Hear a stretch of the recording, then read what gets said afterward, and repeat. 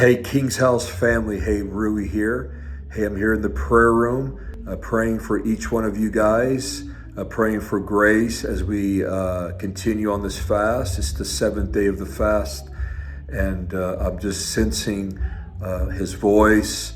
I'm sensing expectancy growing in me. But I wanted to share something with you from this book. It's called The Jesus Fast by Lou Engle and Dean Briggs.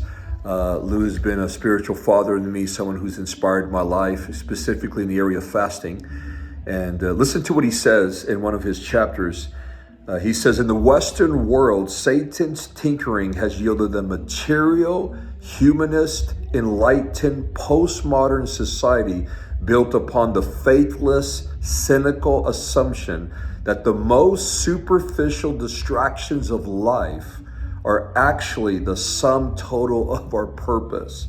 Then he goes on, he says, thus, because of this mindset, our days are spent overstimulated to the point of numbness, irony of ironies, a gluttonous, indulgent, entertainment addicted, Twitterized age filled with illicit desire has produced the most bored and boring people.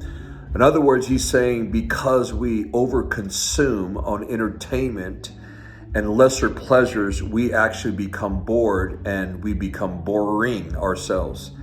And then he says, this is why fasting matters now more than ever. And then he quotes one of his friends, Dean Briggs, who was the co-writer of this book. He says, fullness is dullness, but hunger is passion.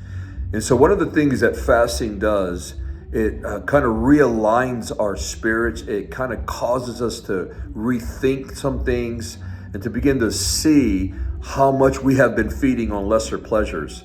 And so what fasting allows us to do, it positions us to feast on God instead of the normal things that our flesh feasts on. And so I just want to encourage you, keep going. I really sense grace on the house to do this. And I believe that God wants to re-plumb-line our thinking and free us from a boring life and from being boring. And one of the greatest ways to come alive with God is when we take a season and we begin to deny the flesh and we begin to press in a more intentional way of focusing on Him. The very thing that brings us the most pleasure is feasting on God. Love you guys. I will see you soon. Bless you.